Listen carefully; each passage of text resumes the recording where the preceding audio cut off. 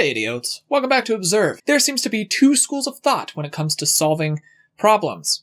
There are the people that rely on cold hard facts and logical reasonings to find what they are certain is the answer or solution, and it has been shown time and time again to work.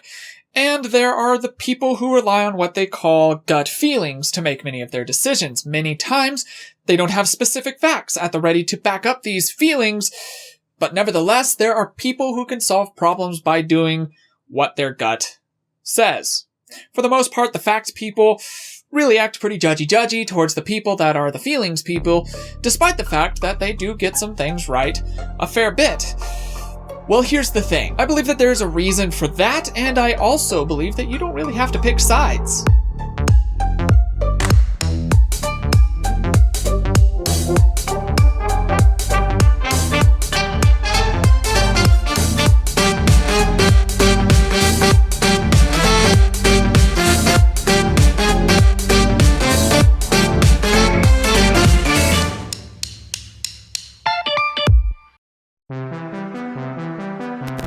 First, let's get the facts side of things out of the way. It's pretty straightforward. A person relying on this system of thinking will gather as much data as possible before coming to an educated conclusion that makes sense based on those facts. There's not really any room for guessing during this. If a conclusion is reached, it's able to be verified and proven with the facts that have already been gathered. I, for one, greatly appreciate this system of thinking.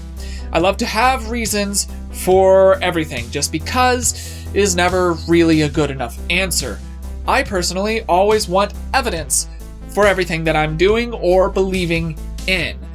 I'm going to take a crazy shot in the dark here and assume that most of you who are subscribed to this channel also use this method of thinking. But here's the thing, I don't just rely on cold hard facts to come to conclusions.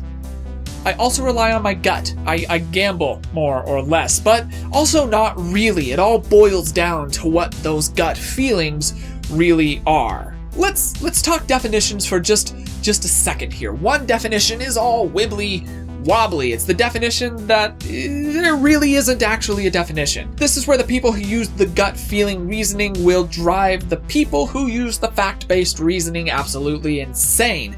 They'll say something like, I can't really describe it. It just feels this way. This form of instinct or intuition is too nebulous to pin down, and often the people that rely on it don't really have any idea how or why it works for them. It just does. This is the realm that psychics and fortune tellers comfortably sit within.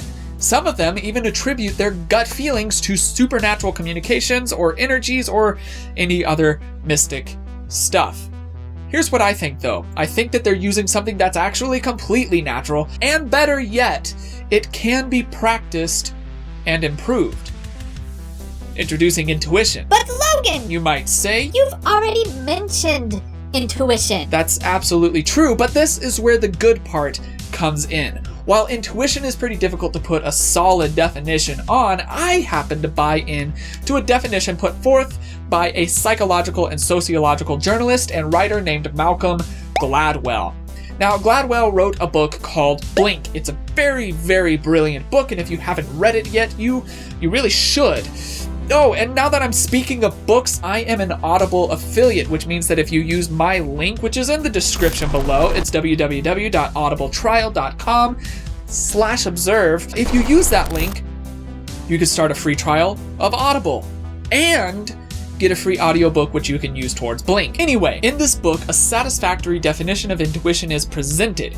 You see, it's been proven that the brain can take in 11 million bits of sensory information per second. Now, 11 million sounds like a huge number, but it doesn't necessarily mean that it's a lot of information. However, let's put all of this into perspective. I'll restate this with a sense of scale. Your brain gathers 11 million bits of information per second, and you are only aware of 50 of those. Let's just take a moment to appreciate how cool your brains really are. Now that moment has passed, I want to tell you about something called thin slicing. This isn't just a technique of unfairly cutting a pizza or pie. It is a function of the brain that relies on its ability to gather far more information than we are ever aware of. Thin slicing refers to observing a small selection of an interaction, usually less than 5 minutes, and being able to accurately draw conclusions about the emotions and attitudes of the people interacting.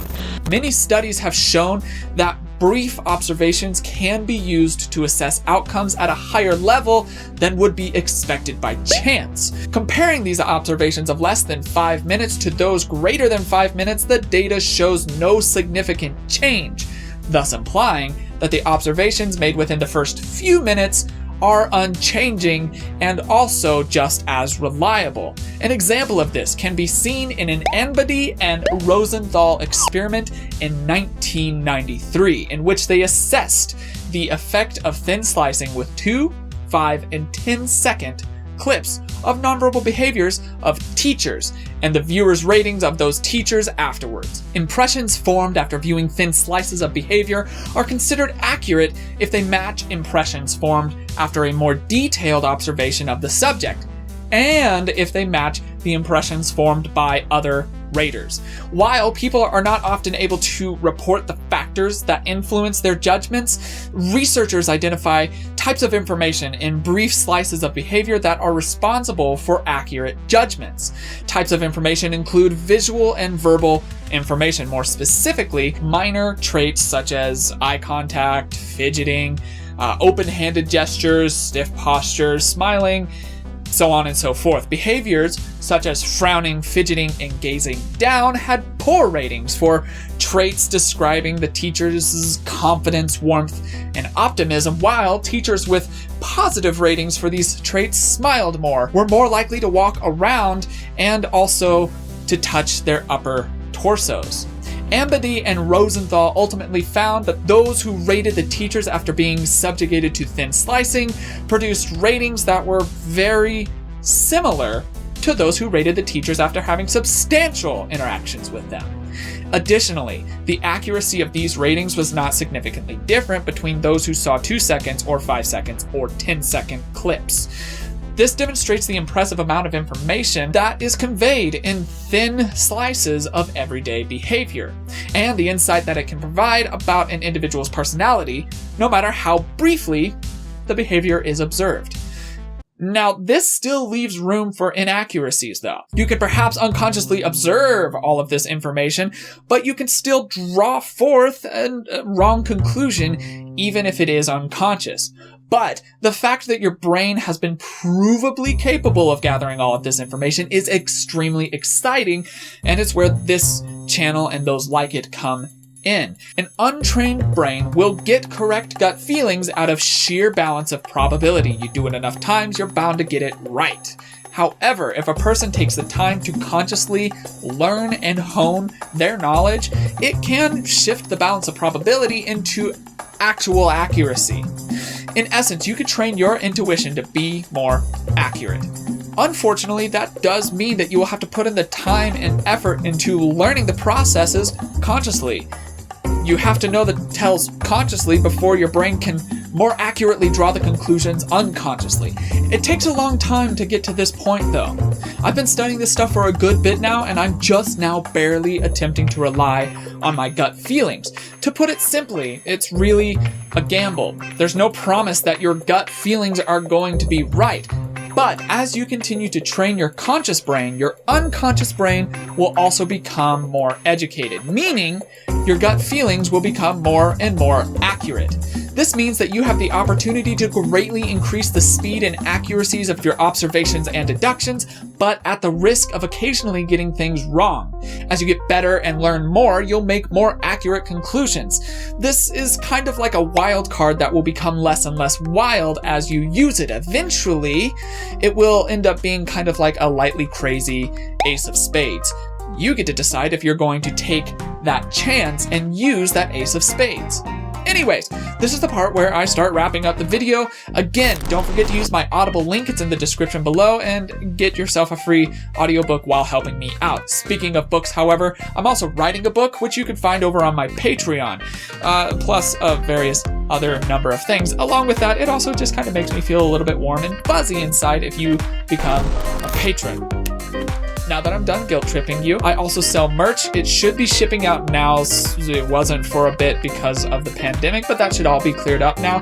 However, all of that being said, that is all that I've got for today. My name is Logan, and you have been oh so awesome, as you always are. And I will see you in the next video. Cheers, guys.